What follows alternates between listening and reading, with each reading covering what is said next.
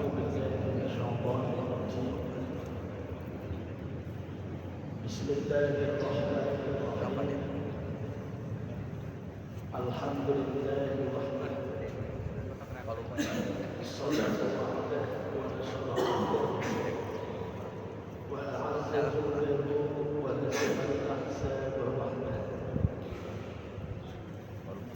والصلاة والسلام على رسول الله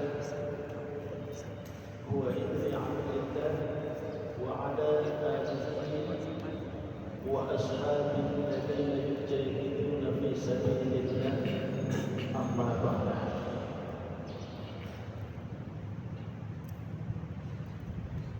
أيها الحاضرون في هذا المسجد yang dimuliakan Allah Subhanahu wa taala. Alhamdulillah wa syukurillah. Pada kesempatan pagi hari ini kita layak untuk bersyukur kepada Allah Subhanahu wa taala, di mana balasan yang paling istimewa atas apa yang kita lakukan itu adalah dijadikannya diri kita sebagai ahli ketaatan kepada Allah Subhanahu wa taala, ahli jamaah sholat subuh, ahli ta'lim, ahli zikir, ahli sedekah, ahli baca Al-Quran, ahli i'tikaf, ahli silaturahim dan sebagainya. Hal ini dinyatakan oleh beliau Al-Imam Athaillah As-Sakandari di dalam hikmah yang ke-65. Beliau mengatakan,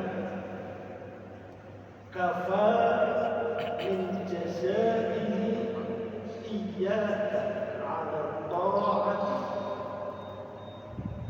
cukuplah sebagai balasan yang sempurna yang Allah berikan kepada kita semuanya, sehingga kita bisa melaksanakan ketaatan kepada Allah Subhanahu wa taala, an radiyaka laha ahla, di mana Allah meridhoi kita sebagai sosok yang spesialis di dalam melaksanakan kebaikan.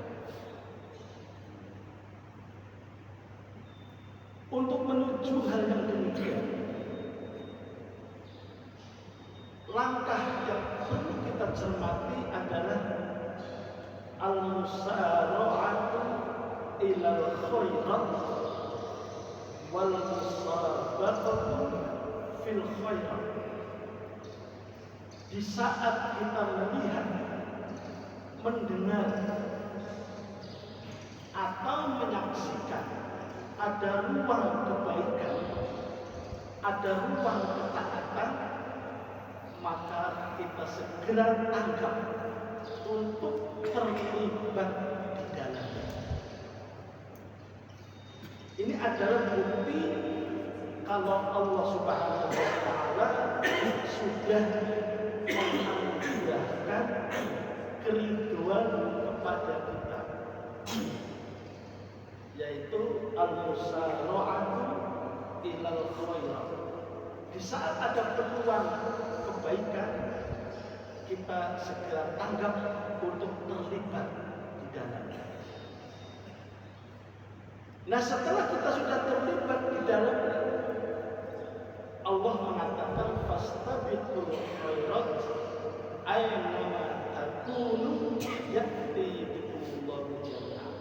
Al-musabaqatu fil khairat, menjadi pemenang. Setelah kita tanggap dan terlibat, diharapkan kita untuk menjadi pemenang dalam kebaikan. dalam iktikaf? Apakah kita menjadi juara satu dalam bersedekah, berinfak? Apakah kita jadi pemenang dalam membaca Al-Quran?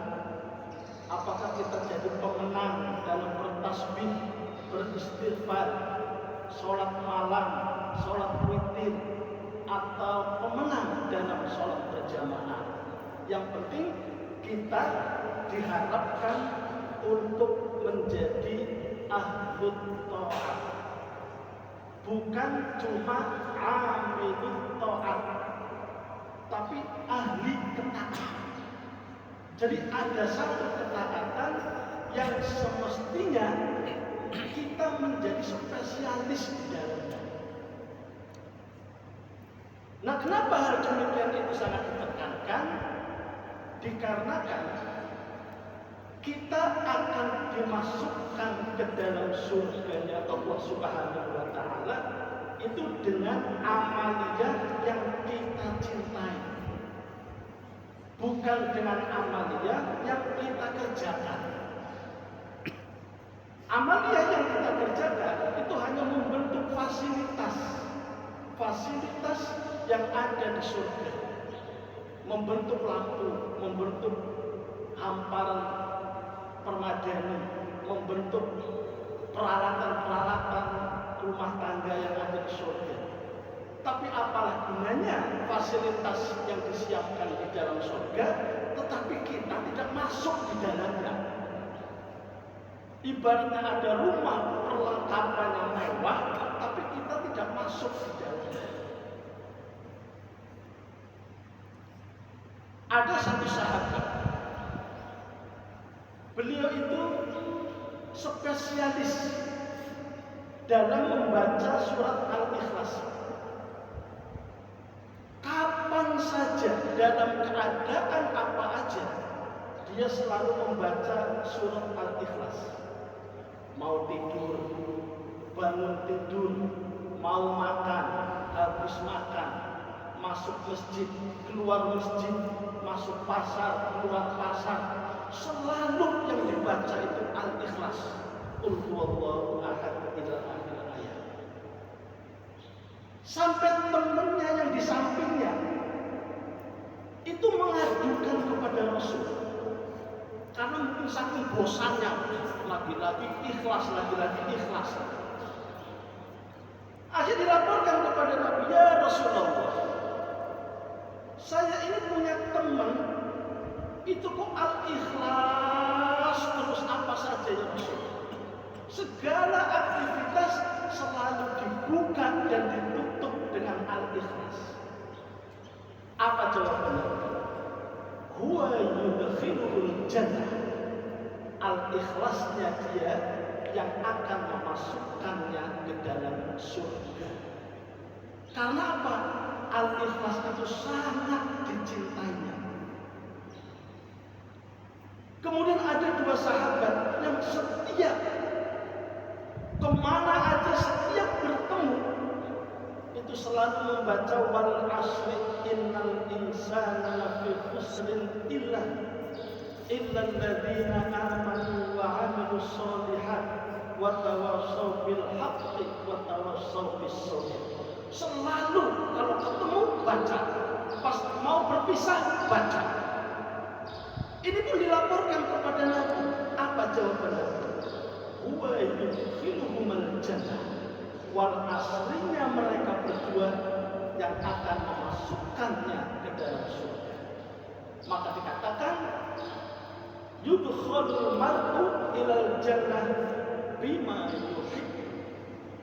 Seseorang akan dimasukkan ke dalam surga sebab amal yang dicintai.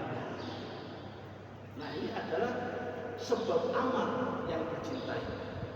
Nah, maka beruntung sekali kita yang pada kesempatan pagi hari ini diberikan kekuatan oleh Allah Subhanahu wa Ta'ala sebagai bentuk sehingga kita bisa melangkah meninggalkan rumah kita untuk menuju rumah Allah Subhanahu wa Ta'ala.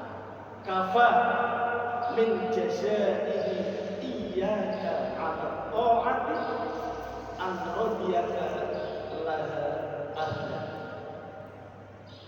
Jadi sudahlah, cukup balasan Allah. Kita nggak usah minta yang macam-macam. Nggak usah minta ganti mobil jadi Mercy, nggak usah minta rumah lagi, nggak usah minta kebun lagi. Kita sudah diaktifkan untuk istiqomah dalam ketaatan. Itu balasan yang luar biasa dari Allah Subhanahu wa Ta'ala. Nah, oleh karenanya saya punya teman, setiap hari komunikasi. Beliau tinggal di Singapura. Dia punya kaki dua. Itu kalau ada niat untuk mengerjakan sholat, itu kakinya langsung sakit. Itu mendadak sakit.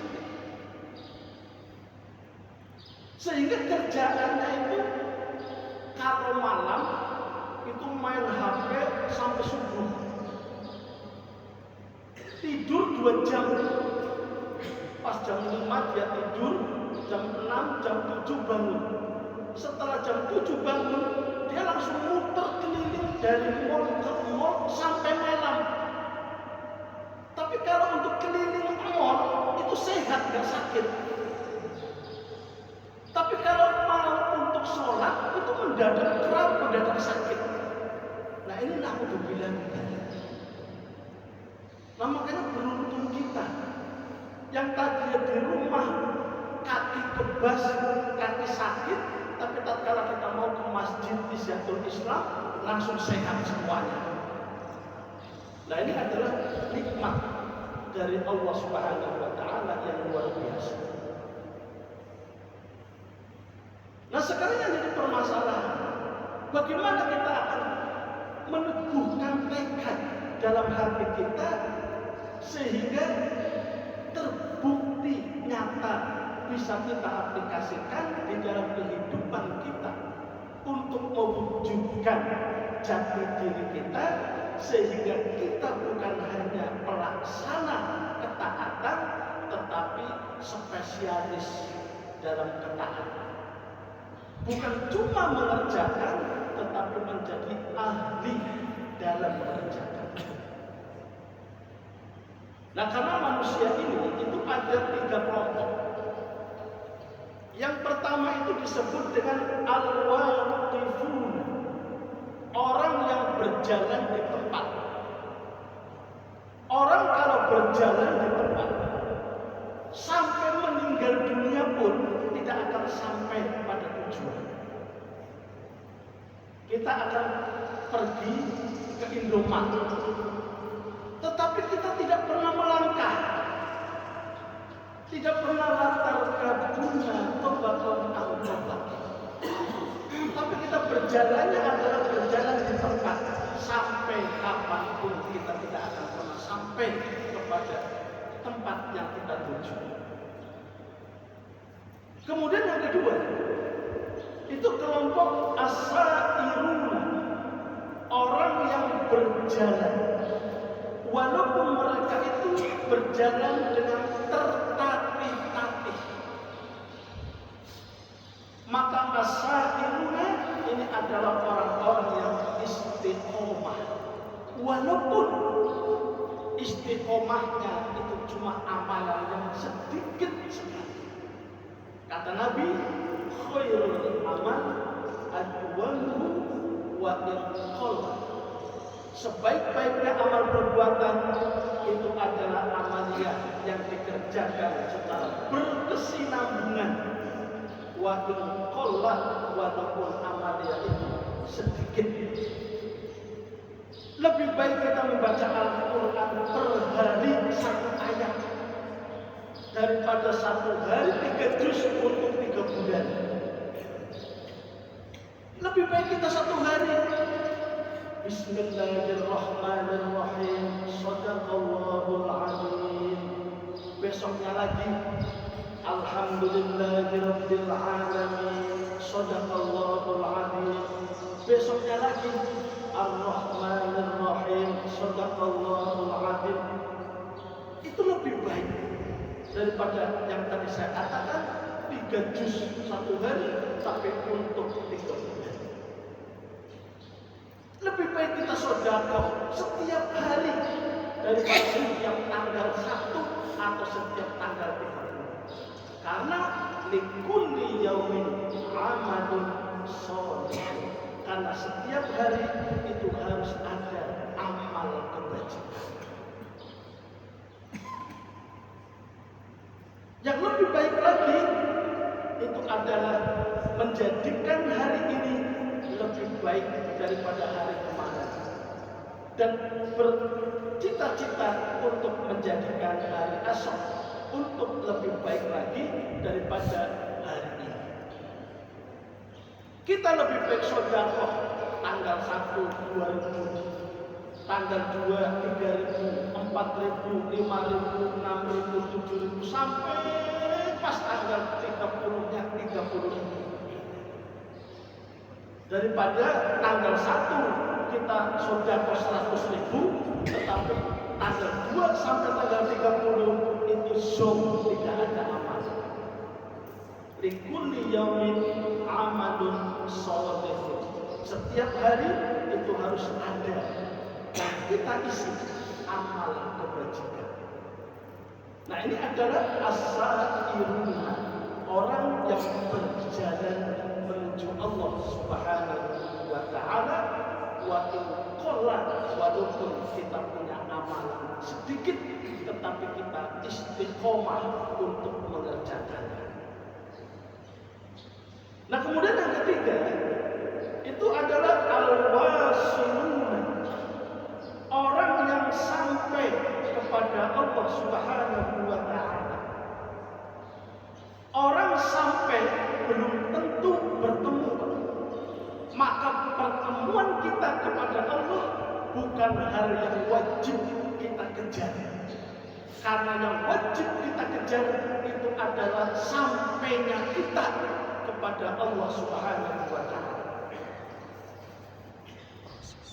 Kita berjalan akan ke rumah bupati, umpamanya disuruh untuk mengantarkan surat atau proposal atau apa ke rumah Pak Bupati. Kewajiban kita itu sampai ke rumah bupati. Adapun bertemu dengan bupati atau tidak, itu bukan sebuah tuntutan kita. Begitu juga amal kita. Al-wasiluna, orang yang sampai kepada Allah Subhanahu wa taala, itu adalah orang yang meyakininya bahwa apa yang aku kerjakan, apa yang aku lakukan, apa yang aku baca adalah Allah Subhanahu wa taala yang melakukannya.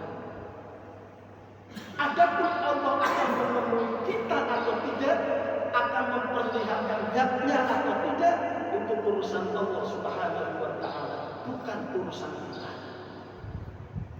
Tatkala kita takbir Allahu Akbar, bukan aku yang takbir, tetapi aku ditakbirkan oleh Allah Subhanahu wa taala. Tatkala kita rukuk, bukan aku yang rukuk, tetapi aku dirukukkan oleh Allah Subhanahu wa taala. Bukan aku yang sujud, tetapi aku disujudkan oleh Allah Subhanahu wa taala. Bukan aku yang i'tidal, tetapi saya di'iktidalkan oleh Allah Subhanahu wa taala. Nah, maka seberapa kualitas ibadah kita di sisi Allah Subhanahu wa taala, kita tinggal melihat amalan-amalan kita. Kalau kita sujudnya lama dalam sholat sunnah atau sholat sendiri, itu berarti Allah cinta untuk disujudin kita. Kalau kita i'tidalnya lama, berarti Allah itu rindu dengan i'tidal kita, dengan rukuk kita. Tapi kalau kita sujud seperti burung mematuk makanan, cuma Allahu Akbar, Allahu Akbar, Allahu Akbar, Allahu Akbar, itu berarti seakan-akan Allah itu enggan untuk disujudi orang tadi. Makanya Nabi mengatakan, apabila kalian ingin mengetahui seberapa besar dan tinggi derajatmu di sisi Allah Subhanahu wa taala, maka perhatikan seberapa besar kamu memposisikan Allah Subhanahu wa taala di dalam hati. Nah, ini adalah barometer. Ibadah kita adalah barometer seberapa besar keridhaan Allah kepada kita dan kecintaan Allah Subhanahu wa taala kepada kita. Jadi kita jangan salah kaprah. Nah, kadang kita menganggap begini, itu si fulan itu enak.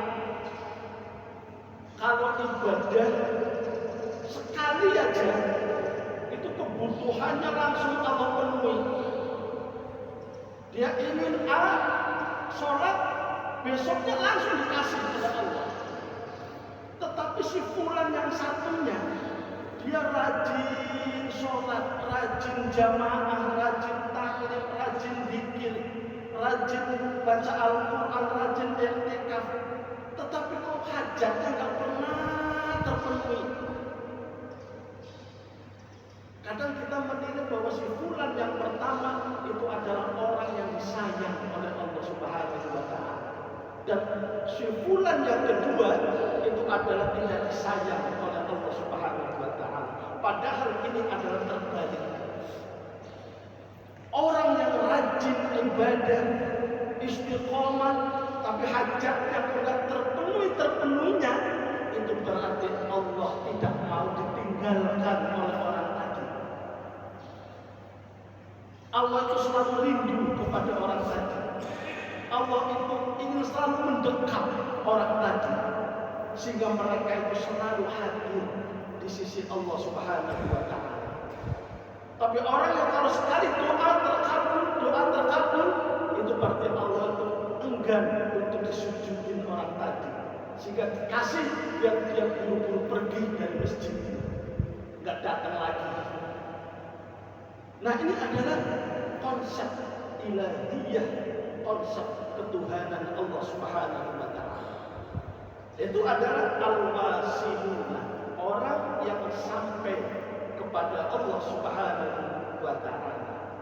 Yaitu orang yang meyakini bahwa apa yang aku lakukan adalah bukan aku yang melakukan, tetapi Allah Subhanahu wa taala yang melakukan. Nah, oleh karenanya di dalam lintasan-lintasan hati, lintasan-lintasan yang mengendap di dalam pikiran kita, menurut Al-Imam As-Sudrawardi radhiyallahu anhu yang tercatat di dalam kitab Awaliful Ma'arif, beliau itu meningkatkan, memberikan tingkatan-tingkatan, lintasan-lintasan yang mengendap di dalam hati kita.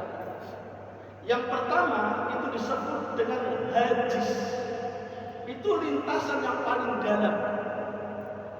Yang kadang kita muncul untuk bermaksiat, kadang muncul untuk bertaat. Tetapi lintasan ini itu terus berganti dan bergulir. Maka lintasan ini di luar kemampuan kita. Karena di luar kemampuan kita, la yukallifullahu nafsan illa wus'aha. Maka tidak ada hisab di dalamnya.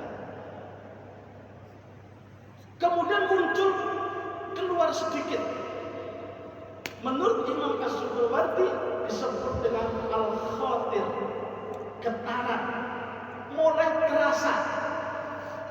Dia mulai mengendap sedikit, tetapi sebentar dia hilang. Dia ingin bermaksiat, mengendap sedikit, tetapi hilang. Dia ingin taat, mengendap sedikit, tetapi hilang. Akhirnya maksiatnya nggak jadi, taatnya pun nggak jadi, karena baru sekedar getaran. Nah, ini pun tidak ada hisab, baik getaran ketaatan maupun getaran kemaksiatan. Kemudian lintasan ini keluar sedikit, disebut dengan hadisun nafsu, cerita hasrat kita. Dan ini agak mengendap lebih lama, tetapi hilang juga. Ingin bermaksiat, agak mengendap lama, tetapi hilang juga. Nah, ini pun tidak ada hisab di dalam kebaikan maupun di dalam hadisul nafsi kejahatan. Kemudian keluar lagi disebut dengan ham atau azam. Fa idza azamta fatawakkal 'ala Allah. Di awal fa bima rahmatin min Allah lintalaka walau kunta faddan ghalidul qalbi lam faddu min hawlik fa'fu anhum wastaghfir lahum wasyawirhum fil amr. Fa idza azamta fatawakkal 'ala Allah innallaha yuhibbul mutawakkilin. Ini azam, tekad. Makanya Al-Imam Ibnu Qayyim radhiyallahu anhu di dalam kitab Madarijus Salikin beliau mengatakan bahwa tekad yang perlu kita tanamkan di dalam hati kita di saat kita akan melakukan suatu kebaikan, maka tekadkan kalau kebaikan itu akan kita kerjakan sampai akhir hayat kita. Karena ini disebut sebagai awalul dukhul fit thoriq, sebagai langkah awal kita akan menuju istiqomah.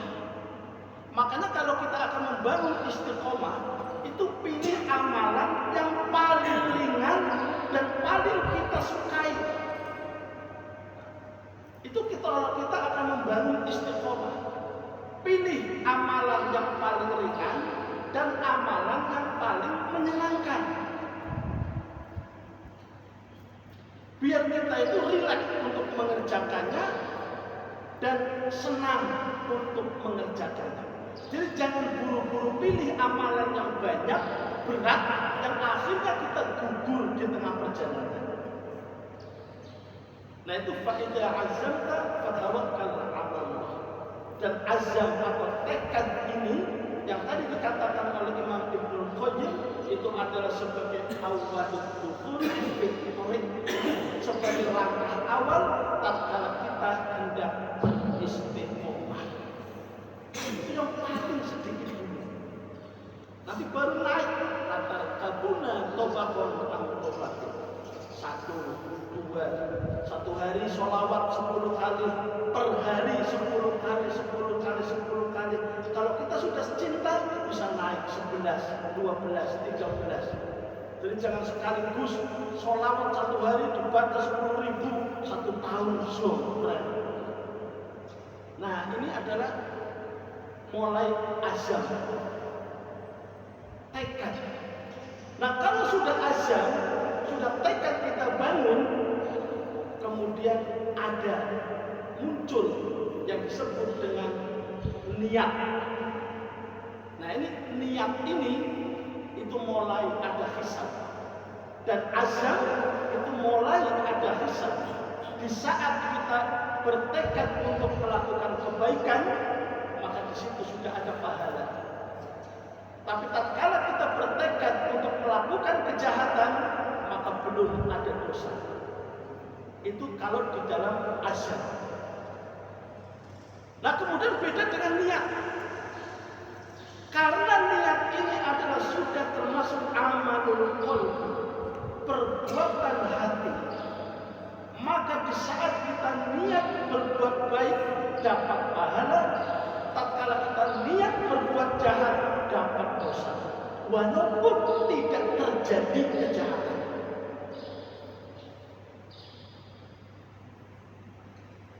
Malam-malam kita niat,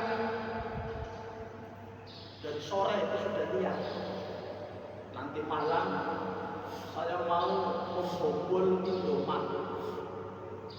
Nah ini sudah ada niat dari sorenya. Dari sorenya sudah ada niat. Nah karena digetarkan sejak sore, maka ini disebut dengan tekad azam. sorenya baru muncul dalam hati kita. Dan kejadiannya nanti malam jam 12. Nanti saya jam 12 saya akan membobol Indomaret. Itu berarti sorenya disebut azan. Pas sudah jam 12 kita berangkat keluar rumah. Nah, sejak langkah kaki kita melangkahkannya keluar dari rumah, itu sudah disebut dengan niat. Satu langkah sudah mendapatkan dosa, walaupun belum sampai ke Indomaret. Jadi kita sudah berjalannya itu sudah disebut dengan niat. Ternyata setelah sudah sampai di Indomaret, satpamnya belum tidur. Kayaknya kita jadi bobol apa enggak? Nah, enggak jadi. Tetapi karena kita enggak jadi bermaksiat, berbuat jahat, gara-gara ada satpam di depan Indomaret, akhirnya kita tidak jadi. Tetapi dosa niat itu sudah sempurna, sudah ada.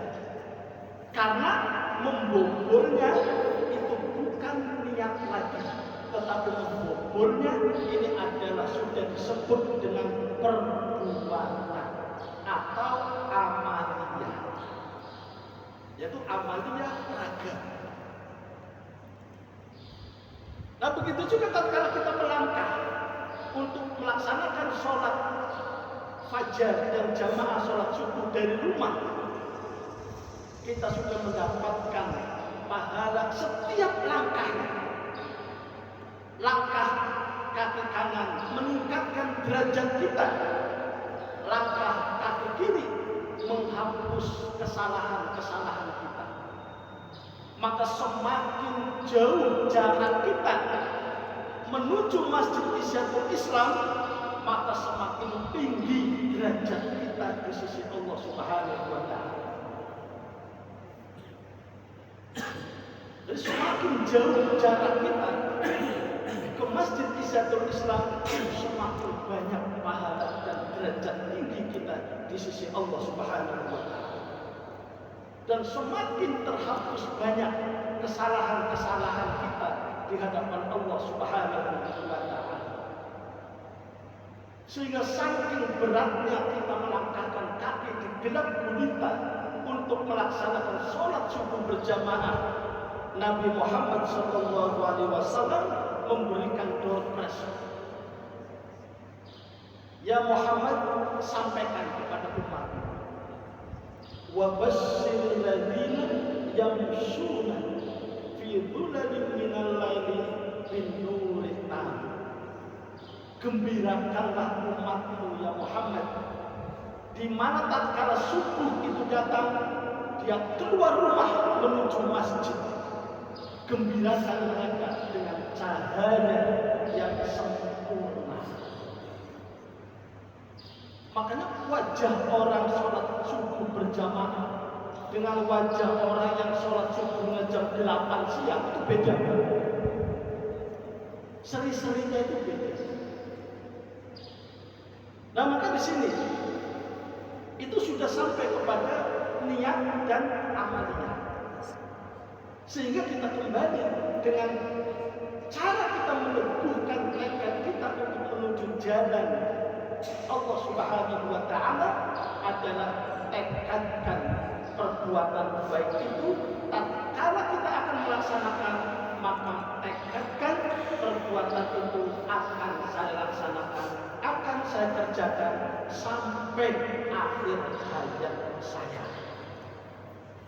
Makanya tadi kembali, pilih amalan yang paling ringan dan yang paling menyenangkan untuk kita.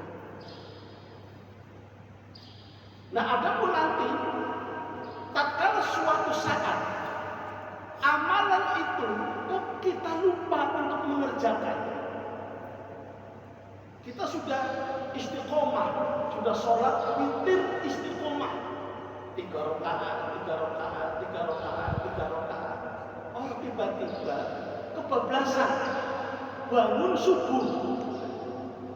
Nah, bagaimana kita untuk menutup tangga yang kosong ini? Yang tangga ini kita sehingga kita tidak diberikan kesempatan waktu untuk mengerjakan sholat witir yang sudah kita istiqomahkan. Maka para ulama memberikan solusi, kerjakan witir dengan qudud.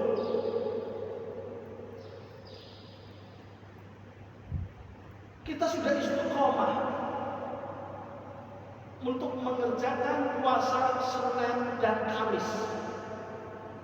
Tiba-tiba pas hari Senin itu ada halangan besar yang tidak memungkinkan kita untuk berpuasa di hari Senin itu. Maka di hari Selasanya qudud, diniatkan untuk puasa mengqudud hari Senin, sehingga tangga ini tidak kosong. Karena kalau tidak diqudud, kita jatuh ke tangga awal lagi.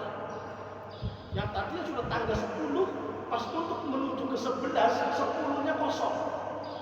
Kalau kita lompat nggak mungkin bisa, nanti jatuh kalau lompat. Nah makanya kita akan kembali lagi ke awal. Maka di saat itu, apabila kita tidak ingin kembali dari posisi awal, maka qudud apa yang telah kita tinggalkan itu. Kita sudah baca istighfar setiap hari 100. Tiba-tiba pada suatu hari, pas kita berpergian, lupa. Pas esoknya baru ingat, ya Allah kemarin saya belum baca istighfar. Maka di hari itu membaca 200 kali. Yang 100 untuk hari kemarin qudud, yang 100 untuk hari ini yang kita kerjakan. Jadi amaliyah yang sudah diistiqomahkan, apabila kau tertinggal, maka qududkan amal tersebut. Nah ini adalah sebuah thariqah yang luar biasa, sehingga kita masuk dalam golongan hasanatul abrar, sayyiatul muqarrabin. Kalau orang-orang biasa menganggapnya itu hal yang biasa, tetapi orang-orang yang didekatkan oleh Allah Subhanahu wa taala akan menganggapnya itu hal yang luar biasa. Imam Bukhari radhiyallahu anhu, beliau itu pada suatu hari itu tertinggal sholat jamaah Isya. Karena dia sudah istiqomah sholat jamaah. Nah karena banyaknya tamu pada saat itu, akhirnya sholat Isya tertinggal. Pas tamu sudah pulang semua, dia baru ingat belum sholat Isya jamaah. Akhirnya di Baghdad beliau mencari orang yang belum sholat Isya untuk diajak jamaah. Itu bedanya dulu sama sekarang. Zaman dulu mencari orang yang belum sholat Isya sulit sekali. Tapi kalau zaman sekarang mau satu keronjot pun lebih, mau berapa ribu pun banyak. Tapi zaman Imam Bukhari mencari orang yang belum sholat Isya berjamaah itu sangat sedikit sekali, susah sekali. Sampai jam 12 malam gak menemukan. Akhirnya apa? Imam Bukhari qudud sholat Isya sebanyak 27 kali. Gak tanggung-tanggung. Sholat Isya 27 kali. Kadang kita sholat tarawih yang 2 rakaat, yang 23 aja kita pilihnya yang 11. Yang cepat gitu kan. Apalagi ini sholat Isya kayak gitu. Yang 2 aja kita pilihnya yang 11. Yang sedikit. Ini Imam Bukhari 27 kali mengerjakan sholat Isya. Akhirnya setelah dia terlelah, tertidur. Setelah tertidur, beliau bermimpi berpacuan kuda dengan tetangga yang tidak hafal hadis satupun. Sedangkan Imam Bukhari ahli hadis. Mimpi berpacu kuda. Apa yang terjadi dalam mimpi itu? Kuda yang dinaiki Imam Bukhari tidak bisa lari. Sedangkan kuda tetangganya ini larinya kencang sekali. Sampai Imam Bukhari tertinggal jauh, akhirnya putar balik ini tetangga menyambangi Imam Bukhari. sampai bertanya, "Ya Imam, kenapa Anda pukul dan cambuk kuda yang kau naiki?" Apa jawaban Imam Bukhari? "Ya ikhwan, kudaku nggak bisa lari, apalagi mengejar kamu." Kemudian tetangga tadi jawab, "Ya Imam, sekuat apapun kamu pukul kudamu, kamu tidak akan bisa mengejar kuda saya." Lalu Imam Bukhari bertanya, "Kenapa terjadi yang demikian?" "Karena saya tadi sholat isya berjamaah, sedangkan imam tidak sholat isya berjamaah." Nah ini keistimewaan sholat isya, keistimewaan sholat berjamaah. Maka marilah kita jangan malas-malas untuk keluar dari rumah kita apabila tidak ada aktivitas yang penting untuk mengisi masjid kita yang mewah ini dengan melaksanakan sholat berjamaah. Karena sholat jamaah duhur lebih baik daripada 27 kali sholat duhur. Sholat jamaah asar lebih baik daripada 27 kali sholat asar. Begitu juga sholat jamaah subuh lebih baik daripada sholat subuh 20 kali sholat subuh tanpa berjamaah. Nah itulah beberapa hal tip untuk menanamkan sebuah tekad dalam hati kita guna meraih dan melancarkan jalan kita untuk menuju Allah Subhanahu wa Ta'ala. Sekecil apapun, mari kita istiqomahkan dan jadikan diri kita spesialis dalam satu kebaikan, minimal satu kebaikan. Jadi jangan belas nggak punya istilahnya, minimal satu. Saya mau jadi ahli infak, menjadi orang yang ahli infak dan sebagainya. Nah semoga takdir pada kesempatan pagi hari ini Allah Subhanahu wa Ta'ala menganugerahkan taufik, inayah, hidayah dan ma'unah kepada kita semua, sehingga kita selalu dibimbing, diarahkan, diayomi, dilindungi atas ridho Allah Subhanahu wa Ta'ala untuk menuju suatu kelompok yang disebut dengan al-muqarrabin, yaitu orang yang menganggap hal yang biasa menjadi hal yang luar biasa, sehingga kita menjadi hamba yang selalu sampai kepada Allah Subhanahu wa Ta'ala, yaitu hamba yang menghilangkan peran kita dalam segala hal untuk mengembalikan bahwa peran yang kita perankan itu adalah hakikatnya peran Allah Subhanahu wa Ta'ala, dan kita tanamkan dalam hati kita bahwa kerinduan Allah itu ada pada seberapa banyak dan seberapa besar diri kita menempatkan Allah Subhanahu wa Ta'ala dalam kehidupan sehari-hari. Semoga Allah selalu memberkahi kita fiddin wa dunya wal akhirah. Amin amin ya rabbal alamin. Wallahu muwaffiq ila aqwamit thariq wal 'afwu minkum. Wassalamu alaikum warahmatullahi wabarakatuh. Waalaikumsalam.